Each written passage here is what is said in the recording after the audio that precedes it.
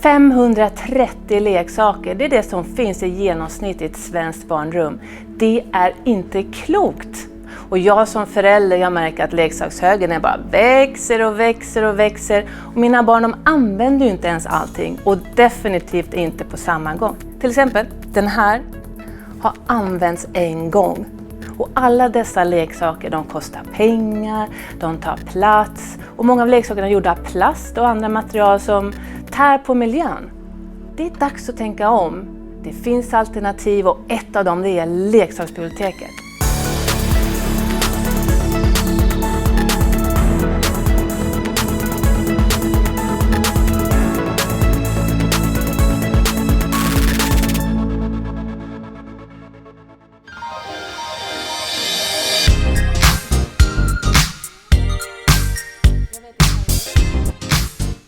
Leksaksbiblioteket är precis vad det låter som. Ett bibliotek för leksaker.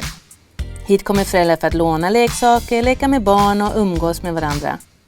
Leksakerna köps in nya, fräscha och giftfria och hamnar både här i lokalen och i en katalog på leksaksbibliotekets hemsida. Där du enkelt kan se vad som finns inne för utlåning.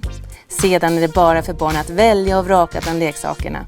Och utbudet det uppdateras ständigt efter barnens önskemål. Vi får in massa olika förslag, men det tokigaste är nog ändå en levande häst och en riktig brandbil. Hur gör man då om man vill låna leksaker? Jo, man blir medlem och sen väljer man att antingen betala 300 kronor eller ge timmar i arbetsinsats. Du får låna 2 leksaker åt gången i max 4 veckor. Som tillfällig besökare får man också låna leksaker, men för en kortare tid och en lägre summa. Du behöver däremot inte vara medlem för att bara komma hit och leka. Ja, men det är jättebra att man kan låna leksaker. Jag slipper köpa dem. Jag har ju ett väldigt litet barn, så de tröttnar ju på leksaker väldigt fort. Jag har ju massor leksaker hemma som inte används, som jag har tagit med mig här till exempel. Tar ni emot sådana leksaker? Ja, vi tar emot leksaker och sen skänker vi vidare dem till barn i behov eller barn som inte kan ta sig hit. Och då tar vi även emot babyartiklar som det finns ett behov av. Ja, det är fantastiskt. Men då ger jag glatt vidare min gamla Mon Chichi. Ja, tack så mycket. En liten sån. Tack. Så. Och den. Och här titta. Lite pengar också. Förutom de uppenbara fördelarna, att du sparar pengar, plats och slipper chanser på att leksaken du köper faktiskt kommer att användas, så lär sig barnen tidigt ett sunt beteende. Att låna går lika bra som att äga.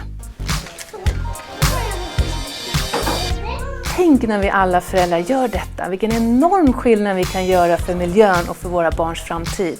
Det behöver inte producera så många leksaker och istället för att leksakerna ligger hemma och samlar damm så kan samma leksak glädja många barn genom att man lånar dem om och om igen. Fantastiskt!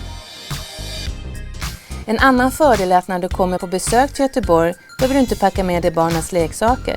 För en regnig dag låna ett sällskapsspel till hotellrummet eller var du nu bor. Eller varför inte en sparkcykel till sightseeingturen. Leksaksbibliotek finns i olika former världen över, så tänk på det när du ska ut och resa med familjen. Det är även en perfekt plats att lära känna lokalbefolkningen på. Yeah, so it's a good place because you get to meet the locals, and if you're from somewhere else, yeah, it helps you integrate and find out about other activities that are in the neighborhood. So it's really good. Jag tänker så här, med alla leksaker och det här ska man ju stoppa i munnen och här finns ju termometrar och allting. Hur ska man tänka, är det rent när jag lånar det? Ja, det är rent. Vi kontrollerar efter varje återlämning så att det är rent. Sen desinficerar vi dem också när vi rengör dem själva. Och även efter varje gång vi har haft öppet så använder vi giftfria och miljövänliga produkter för att rengöra våra leksaker. Vill du ha en pizza? Ja, tack. Ja, skål. Jag står inne på det. All information om hur du blir medlem och svar på andra frågor finns på hemsidan. Så ta nu denna fantastiska chans att använda leksaksbiblioteket med alla dess fördelar. Jag vet i alla fall vad jag ska ta mina barn på nästa utflykt. Vi ses på leksaksbiblioteket!